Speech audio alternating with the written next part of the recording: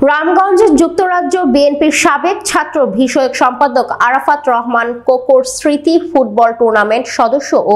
Memorial ট্রাস্টের coordinator Abu Naser শেখকে স্বদেশ প্রত্যাবর্তন উপলক্ষে সংবর্ধনা দেওয়া হয়েছে। উপজেলা বিএনপির আয়োজনে গত শনিবার বিকেলে দলটা রহমানিয়া উচ্চ বিদ্যালয় মাঠে এই সংবর্ধনা দেওয়া হয়েছে। উপজেলা বিএনপির সদস্য সচিব মাহবুবুর রহমান বাহার ভিপি সভাপতিত্বে প্রধান অতিথি হিসেবে বক্তব্য রাখেন বিএনপির নেতৃত্ব 12 দলীয় জোটের মুখপাত্র শাহাদাত হোসেন সেলিম। উপজেলা বিএনপির কার্যনির্বাহী সদস্য সাবেক ছাত্রনেতা আবু হান্নান লাবলু সঞ্চালন বিশেষ অতিথি হিসেবে বক্তব্য রাখেন উপজেলা বিএনপির যুগ্ম আহ্বায়ক সাবেক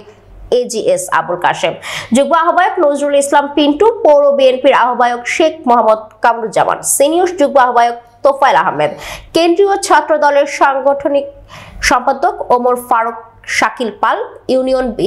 বিএনপির সাবেক সভাপতি বীর মুক্তিযোদ্ধা মোহাম্মদ নুরুল হুদা পাটোয়ারি, ইউনিয়ন বিএনপির নেতা ইব্রাহিম মিজি, মোহাম্মদ লিটন তপাদার, শেখ মোহাম্মদ মনির হোসেন সহ অনেকে। সৌন্দর্যকে রক্ষা করার জন্য আমরা জায়গাগুলো একটু পরিষ্কার করি, পাশাপাশি আমাদের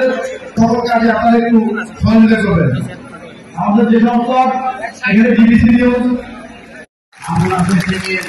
দীর্ঘায়ু কামনা করে, আপনাদের থেকে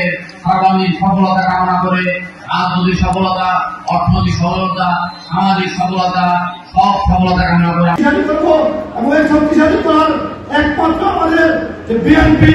আমাদের তারেক রহমানের যে 31 দফা যে রাষ্ট্র কাঠামো, আপনারা জানেন যে একমাত্র তারেক রহমান যে হাতকে শক্তিশালী করলে আমাদের বাংলার মাটিকে যে অতীতের দীর্ঘ 70 বছর অবৈধভাবে ভোট ফোট শেখ হাসিনা যেভাবে বাংলার মাটিতে লুটতরাজ করেছেন, স্বৈরাচারী কানুন দেবে, শুধু আমাদের